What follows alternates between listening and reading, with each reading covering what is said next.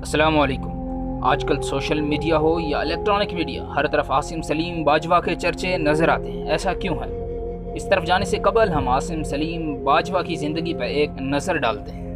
عاصم کا تعلق پاک آرمی سے تھا۔ 1984 میں 34ویں پنجاب ریجمنٹ میں PMA سے پاس آؤٹ ہوئے۔ کمانڈ اینڈ سٹاف کالج، پھر NDU اسلام آباد سے گریجویشن کی۔ نیشنل ڈیفنس یونیورسٹی سے وار اسٹڈی اور کنگ کالج لندن سے ڈیفنس اسٹڈیز پہ ماسٹر کی ڈگری حاصل کی۔ کیریئر کے دوران مختلف پوزیشن پہ رہ کے اپنے فرائض سر انجام دے چکے ہیں۔ انفینٹری بریگیڈ کے بریگیڈ میجر رہے، اسٹرائک کارپ کے چیف آف سٹاف رہے، command and staff college Quetta میں انسٹرکٹر کے طور پہ فرائض سر انجام دیتے رہے۔ ڈکٹیٹر پرویز مشرف کے ڈپٹی ملٹری سیکرٹری بھی رہے اور مشرف کی کتاب ان دی لائن آف فائر لکھنے میں ان کی مدد بھی کی۔ دسمبر 2010 میں میجر جنرل بنے اور 4 جون 2012 کو ISPR کے عہدے پہ تعینات کیا گیا۔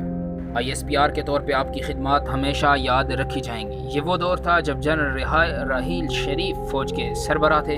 باجوہ نے فوج کے مثبت پہلوؤں کو اقوام عالم کے سامنے لایا۔ راحیل شریف کی مقبولیت میں عاصم باجوہ کا بھی خوب کردار تھا۔ پہلی مرتبہ ISPR نے اپنا اکاؤنٹ ٹویٹر پہ بنایا اور عوام سے ڈائریکٹ رابطے میں رہنے لگے۔ اسی سلسلے کو آصف غفور نے آگے بڑھایا۔ ستمبر 2015 سے آپ کو میجر جنرل کے عہدے سے ترقی ہوئی اور آپ لیفٹیننٹ جنرل بن گئے۔ 2016 دسمبر میں آپ کو IG آرمز بنا دیا گیا۔ سپٹمبر 2017 میں کمانڈر ساؤترن کمانڈ تعینات ہوئے، جہاں 2019 ریٹائرمنٹ تک ذمہ داریاں نبھائیں۔ آپ کو ہلال امتیاز اور تغمہ بصالت سے نوازا گیا۔ 2019 میں ریٹائرمنٹ کے بعد آپ کو 4 سال کے لیے CPAC اتھارٹی کا چیئرمین بنا دیا گیا۔ یاد رہے یہ پوسٹ پہلے موجود نہیں تھی۔ مخالفین کا کہنا تھا باجوہ کو نوازنے کے لیے یہ پوسٹ بنائی گئی۔ سول سروس کے ساتھ اپریل 2020 میں باجوہ نے سیاست میں انٹری دی اور آپ کو وزیر اعظم کا مشیر خصوصی برائے اطلاعات و نشریات بنا دیا گیا۔ مشیر خصوصی کا عہدہ وفاقی وزیر کے برابر ہوتا ہے۔ اس سے قبل یہ عہدہ فردوس عاشق کوان کے پاس تھا۔ وزیر اعظم عمران خان نے اپنی کابینہ کے اثاثے قوم کے سامنے لانے کا اعلان کیا۔ باجوہ بھی کابینہ میں شامل تھے، اس لیے انہیں بھی اثاثے ڈکلیئر کرنے پڑے۔ جب اس کی تفصیلات سامنے آئیں تو لوگ حیران رہ گئے۔ عاصم باجوہ نے 3 کروڑ کی گاڑی کی قیمت 30 لاکھ ظاہر کی اور 65 ایکڑ زمین کی قیمت 1,05,000 روپے بتائی، جس کے مطابق چند روپے میں ایک مرلہ زمین مل جائے۔ عاصم باجوہ کی یہ تفصیلات جولائی 2020 میں پاکستان میں کئی دنوں تک ٹرینڈ بنا رہا، لیکن نہ کسی صحافی نے اس پہ آواز اٹھائی، نہ کوئی میڈیا ہاؤس بولے اور نہ ہی کوئی وضاحتی بیان سامنے آیا۔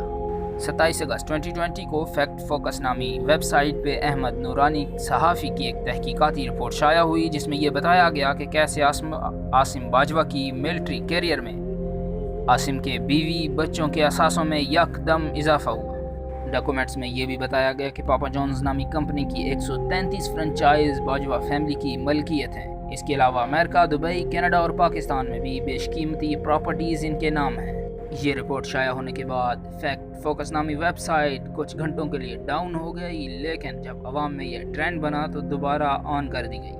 اس مرتبہ پھر عاصم باجوہ سے عوام منی ٹریل مانگتے رہے اور یہ social media website Twitter پہ ٹرینڈ بنا رہا۔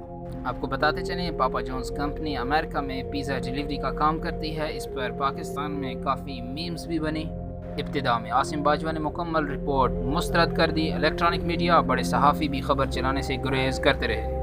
3 ستمبر کو باجوہ ARY نیوز پہ ایک انٹرویو میں آئے۔ اس سے قبل وہ ویب سائٹ پہ دی گئی جائیداد سے متعلق جوابات پریس ریلیز کے شکل میں جاری کر چکے تھے۔ پروگرام میں انہوں نے مشیر خصوصی کا قلمدان چھوڑنے کا عندیہ دیا، جس پہ ٹویٹر پہ استعفیٰ نہیں منی ٹریل 2 کا ٹرینڈ چلا۔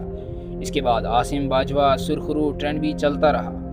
اس دوران آپ نے جیو نیوز کے پروگرام شاہ زیب خانزادہ کے ساتھ میں بھی شرکت کی، مگر چند سوالوں کے بعد پروگرام کے ساتھ رابطہ ختم کر دیا گیا اور پھر کال نہیں مل سکی۔ اس معاملے پہ سوشل میڈیا پر آپ کے دونوں گروہ سامنے آئے، ایک حمایتی اور دوسرا مخالف۔ حمایتی گروہ کا کہنا تھا یہ فوج کو بدنام کرنے کی ایک سازش ہے اور CPAC کے لیے نقصان دہ ہے، جبکہ مخالفین کا کہنا تھا کہ عاصم باجوہ کا احتساب ہونا چاہیے کہ انہوں نے محدود تنخواہ کے ساتھ بچوں کو امریکہ میں کیسے پڑھایا، تعلیم دلوائی اور پھر اتنا بڑا بزنس سٹیبل ہوا، اس کی تحقیقات ہونی چاہیے۔ ہم نے تمام مصدقہ معلومات اپنے ناظرین کے سامنے رکھ دی ہیں۔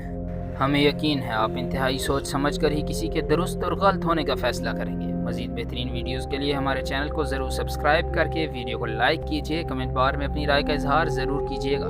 ویڈیو مکمل دیکھنے کا بے حد شکریہ۔ اللہ نگہبان۔